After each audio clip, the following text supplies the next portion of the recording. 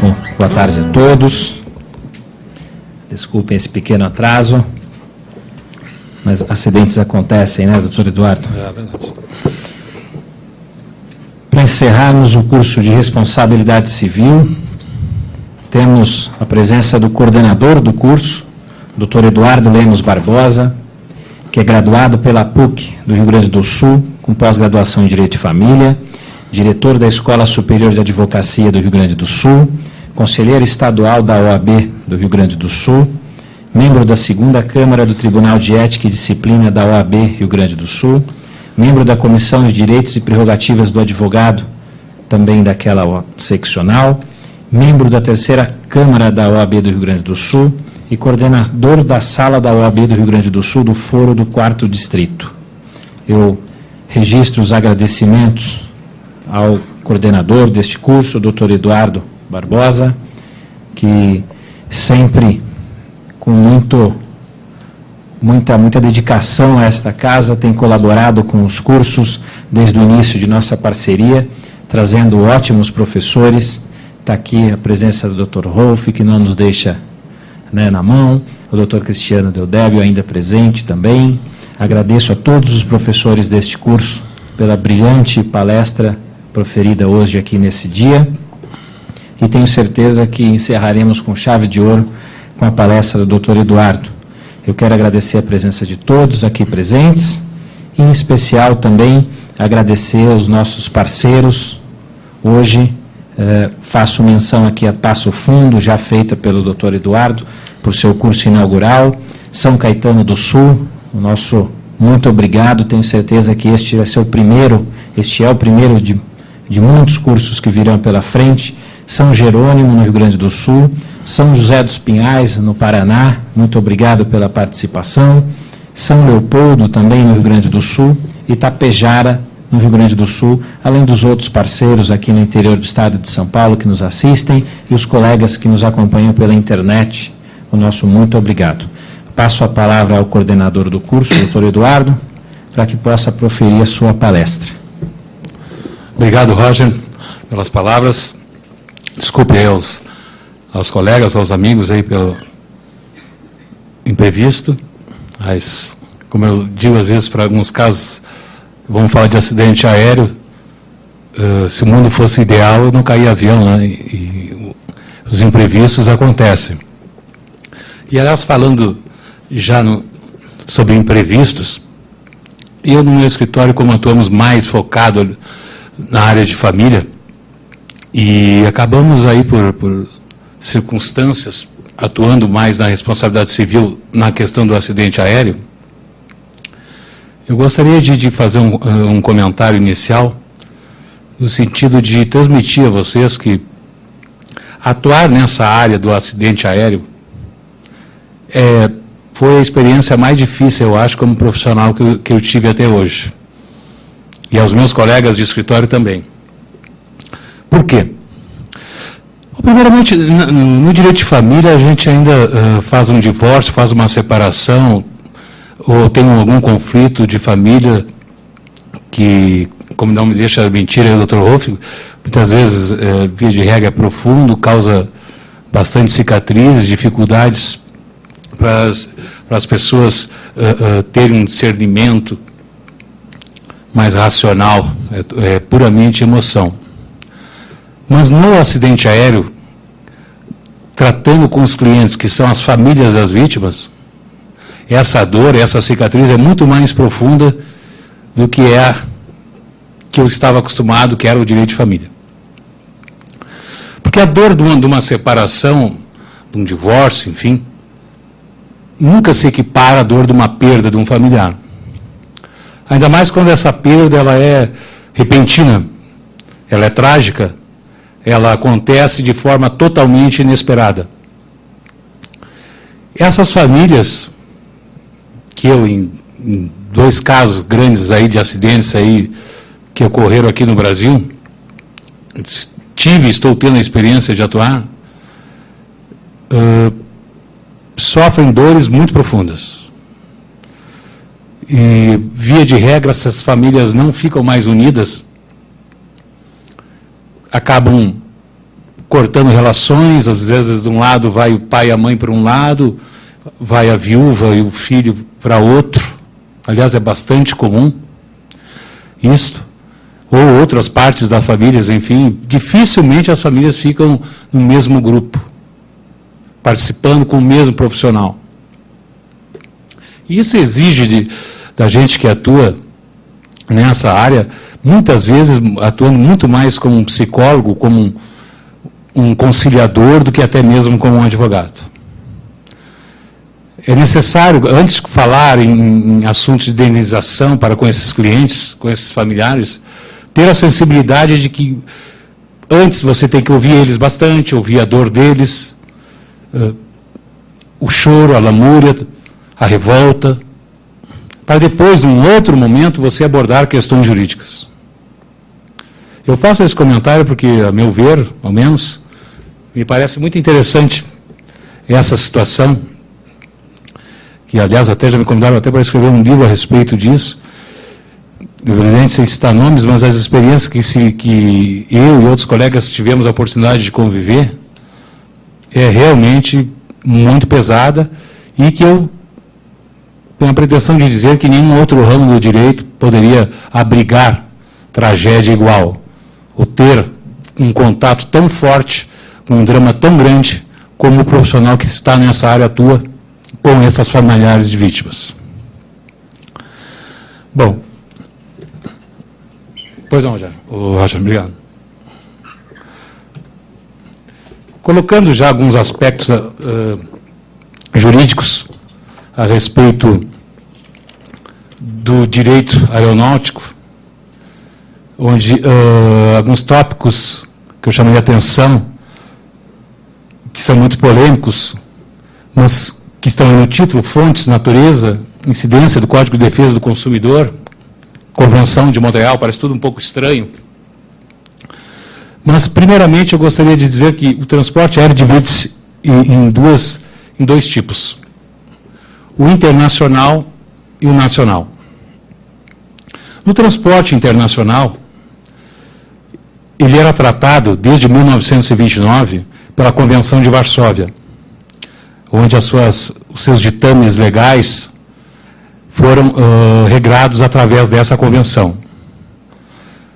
Essa foi um marco, a Convenção de Varsóvia, de 1929, onde traçou um regramento para as questões de transportes internacionais.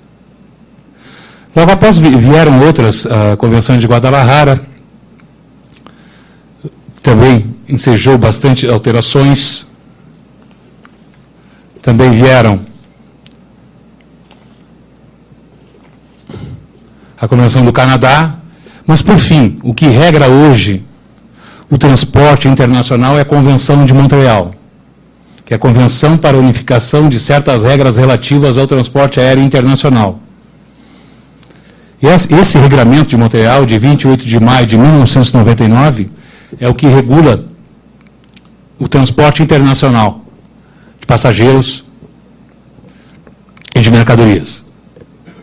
E ela foi internada no nosso ordenamento jurídico, como está ali, pelo Decreto Legislativo número 59, e promulgado pelo Decreto-Lei, agora bem recente, número 5.910, de 27 de setembro de 2006, agora assinado ainda pelo Lula, que reconheceu como sendo a Convenção de Montreal um instrumento legal para regular as relações do transporte internacional. Muita gente não sabe disso, mas o que está ali, a partir de Montreal, é que supera, como eu estava dizendo, a Convenção de Varsóvia, Protocolo de Haia, Convenção de Guadalajara e Protocolo da Guatemala. Em seguida, já vamos estudar um pouquinho mais profundamente.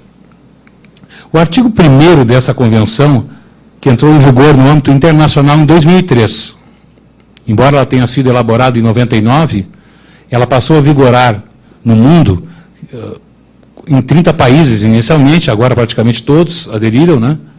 A partir de 2003, 4 de novembro de 2003, onde estabelece o seu âmbito de aplicação ao transportador internacional de pessoas, bagagem ou carga, inclusive também ao transporte gratuito. Então, os senhores vejam, regrou no mundo, agora já mais de 50 países a partir de 2013 e no Brasil a partir de 2006. Antes de 2006, o que era? Prevalecia ainda a Convenção de Varsóvia de 29. Eu considero, falando um pouquinho da Convenção de Montreal, que para os senhores terem uma ideia, por exemplo, nesse caso agora da Air France, é um caso bem polêmico, estava até falando com o doutor Cristiano, aí, que também tem conhecimento aí da questões de acidente aéreo. Ele é um caso, por exemplo, que vai ser regrado certamente pela Convenção de Montreal. Um caso difícil, porque já começa pela sua competência, seria o fórum, seria no Brasil, seria na França, seria, quem sabe, talvez nos Estados Unidos. Então, é uma questão extremamente polêmica, mas que, por exemplo, no caso da Air France, que eu estou falando, em águas internacionais, se parte do pressuposto que a Convenção de Montreal vai regrar esse acidente. Então, como eu estava falando, a partir do advento dessa convenção, o transporte aéreo internacional será regido integralmente por esse estatuto. Porém, agora já chega a primeira situação a ser enfrentada para quem trabalha com responsabilidade civil, no caso de transporte internacional. Vai ser adotada a Convenção de Montreal, desde que não contraria as disposições do artigo 732 do Código Civil, que é a lei geral e preponderante. O que diz o artigo 732 do Código Civil? Vejam bem, aos contratos de transporte, em geral, são aplicáveis, quando couber, desde que não contrariem as disposições desse Código, os preceitos constantes da legislação especial e de tratados e convenções internacionais. Então, meus amigos, o que se conclui? Num acidente internacional, adotando essa Convenção de Montreal, vai se adotar os seus regramentos, desde que não contraria a lei interna. Porque a lei geral interna contém cláusula de superioridade e prevalência. De sorte que, segundo esse preceito, aquilo que for contra o regramento do Código Civil, contrariar, e nós vamos ver a seguir que questões são essas, vai prevalecer o Código Civil, ou a lei interna. Embora se encontre na jurisprudência algumas correntes que não concordam com essa, digamos, teoria. Mas a que predomina, e aliás, ao meu ver, sem muito conteste, o que está previsto legalmente, é o que prevalece a lei interna, ou seja, o que diz o artigo 732 frente a qualquer acordo internacional ou tratado. Por outro lado, falando um pouquinho agora de transporte nacional, depois voltamos ao internacional, o transporte nacional ou interno está submetido ao ordenamento jurídico estabelecido no Código Brasileiro de Aeronáutica. O Código Brasileiro de Aeronáutica é um código bem recente, ele é de dezembro de 86, tem aí não tem 25 anos. Antes do Código Brasileiro de Aeronáutica era o Código Brasileiro do Ar, de novembro de 66. O Código Brasileiro do Ar, que ainda em alguns julgados aparece, algumas citações, foi superado e absorvido pelo Código Brasileiro de Aeronáutica. Lei 7.565. E agora temos, dentro desses dois questionamentos, que eu ressalvo muito importante, é o que diz um absurdo que consta do Código Brasileiro de Aeronáutica. Vejam bem, amigos. No Código Brasileiro de Aeronáutica, em seu artigo 257, fala que a indenização por morte ou por lesão, o valor fixado é o máximo de 3.500 OTN. A OTN está até extinta desde 89 aqui no Brasil, que é Obrigações de Tesouro Nacional.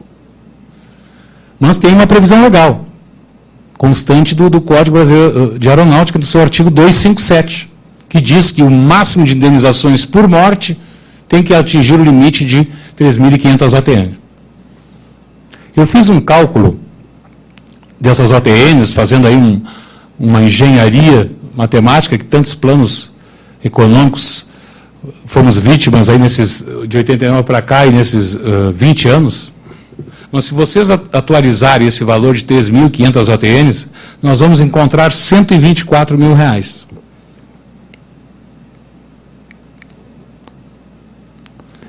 Aí vocês vão dizer, mas não é possível, numa perda, o código prevê R$ 124 mil hoje.